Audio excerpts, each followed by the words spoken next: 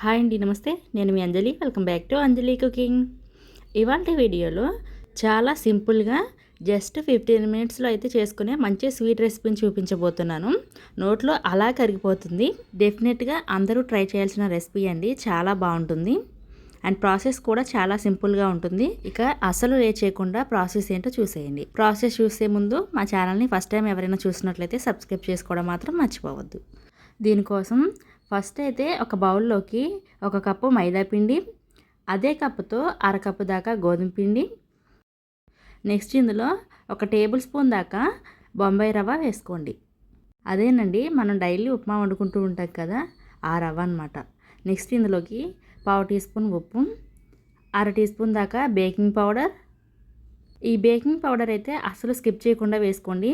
ఈ baking powder వల్లే మనం చేసే స్వీటు సాఫ్ట్గా వస్తుందన్నమాట.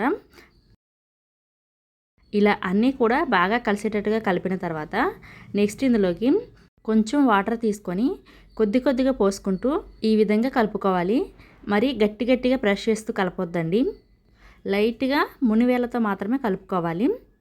ఈ పిండిని మనం ఎంత బాగా కలుపుకుంటే స్వీట్ అనేది అంత సాఫ్ట్గా అంత రుచిగా ఉంటుందన్నమాట. గట్టిగా అయితే అస్సలు ప్రెస్ చేయకూడదు. లైట్గానే ప్రెస్ చేస్తూ సాఫ్ట్ పిండి ముద్దలాగా కలుపుకోవాలి. అలా కలుపుకున్న తర్వాత మూత పెట్టేసి 10 నిమిషాలు పక్కన ఉంచండి. ఈలోపు మన స్వీట్కి కావాల్సిన షుగర్ సిరప్ అయితే ప్రిపేర్ చేసుకుందాము. స్టవ్ మీద ప్యాన్ పెట్టుకొని అందులోకి 1.5 కప్పుల దాకా పంచదార తీసుకోండి. అదే కప్పుతో 1.25 కప్పు దాకా వాటర్ వేసుకోవాలి. షుగర్తోనే కాకుండా మీరు బెల్లంతో కూడా చేసుకోవచ్చండి. బెల్లం సిరప్తో చేసినా కూడా చాలా బాగుంటుంది. అలాగే మంచి ఫ్లేవరు టేస్ట్ కోసం 3 లేదా 4 యాలకుల్ని దంచేసి ఇందులో వేసుకోవాలి. పంచదార కరిగేంత వరకు కూడా ఇలా గరిటెతో కలుపుతూ కరిగించండి. పంచదార కరిగిన తర్వాత ఫ్లేమ్ను మీడియంలో పెట్టి ఒక 2-3 నిమిషాల వరకు మరిగించండి. మనం చేసే ఈ స్వీట్ కోసం పాకమేమీ రావాల్సిన పని లేదండి. జస్ట్ పంచదార కరిగి చేతికి అలా జిగురుగా అనిపించినప్పుడు వెంటనే స్టవ్ ఆపేసేయండి. ఆపేసి ఒక అరచెక్క నిమ్మరసాన్ని పిండుకొని అంతా కూడా కలిసేటట్టుగా కలుపుకొని మూత పెట్టి పక్కకు దించేసుకోండి. ఈ నిమ్మరసం పిండటం వల్ల షుగర్ సిరప్ అనేది మళ్ళీ చిక్కబడకుండా అలాగే ఉంటుంది. ఇప్పుడు మనం ముందుగానే కలిపి పెట్టుకున్న పిండి తీసుకొని మళ్ళీ ఒకసారి లైట్గా ప్రెస్ చేస్తూ కలుపుకోవాలి. కలుపుకున్న తర్వాత ఈ పిండిని 2 ముద్దలుగా డివైడ్ చేసుకోవాలి.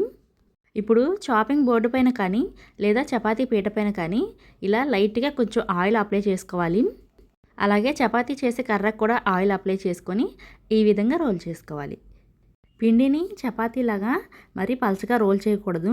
ఈ స్వీట్ కోసం అయితే మందంగానే రోల్ చేసుకోవాలి. ఇదే స్వీట్ను మీరు అచ్చం మైదా పిండితో అయినా చేసుకోవచ్చండి. కాకపోతే మైదా పిండి హెల్త్కి అంత మంచిది కాదు కాబట్టి మీరు ఈ ప్రాసెస్లో చేసుకోండి. అది కూడా రోజు కాదండి, అప్పుడప్పుడు ఎప్పుడైనా ఏదైనా స్పెషల్గా తినాలి అనుకున్నప్పుడు ఇలా ప్రిపేర్ చేసుకోండి. ఇలా మందంగా రోల్ చేసుకున్న తర్వాత షార్ప్గా ఉన్న ఇలా ఒక డబ్బా మూత తీసుకొని ఈ విధంగా కట్ చేసుకోవాలి. చూశారు కదా, నేను మీకు మందం కూడా చూపిస్తున్నాను.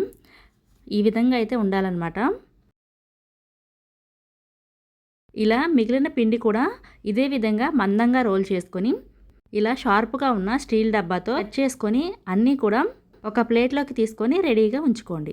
ఇప్పుడు వీటిని ఫ్రై చేసుకోవడం కోసం స్టవ్ మీద ప్యాన్ పెట్టి ఆయిల్ని మరీ వేడి చేసుకోకూడదండి, మోడరేట్గా వేడి చేసుకోవాలి. అలా లైట్గా వేడైన తర్వాత మనం కట్ చేసిన పీసెస్ని మనం తీసుకున్న కడాయి సైజుకి ఎన్నైతే పడతాయో అన్నీ వేసుకొని వీటిని లో ఫ్లేమ్లో ఫ్రై చేసుకోవాలి.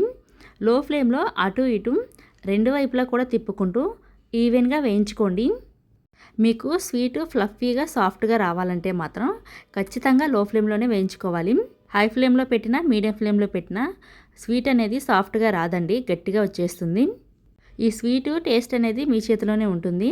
అంటే మీరు ఫ్రై చేసుకునే దాన్ని బట్టి లో ఫ్లేమ్లో ఫ్రై చేసుకోవాలి అంటే చాలా టైం పడుతుందేమో అని అస్సలు అనుకోవద్దండి. చాలా ఈజీగా తొందరగానే ఫ్రై అయిపోతుంది. ఇలా 2 వైపులా అటు ఇటు తిప్పుకుంటూ ఈ విధంగా గోల్డెన్ బ్రౌన్ కలర్లోకి వచ్చేదాకా ఫ్రై చేసుకొని తీసుకోండి. ఇప్పుడు వీటిని మనం ముందుగానే తయారు చేసి పెట్టుకున్న షుగర్ సిరప్లోకి వేసుకోవాలి. షుగర్ సిరప్ కూడా వేడిగానే ఉండాలండి. షుగర్ సిరప్ మీడియం వేడిలో ఉంటే ఇవి సాఫ్ట్గా అవుతాయి. ఇదే విధంగా అన్నీ కూడా ఫ్రై చేసుకొని షుగర్ సిరప్లో వేసుకొని ఒక అరగంట వరకు పక్కన వదిలేసేయండి. అరగంట తర్వాత మూత తీసి చూడండి.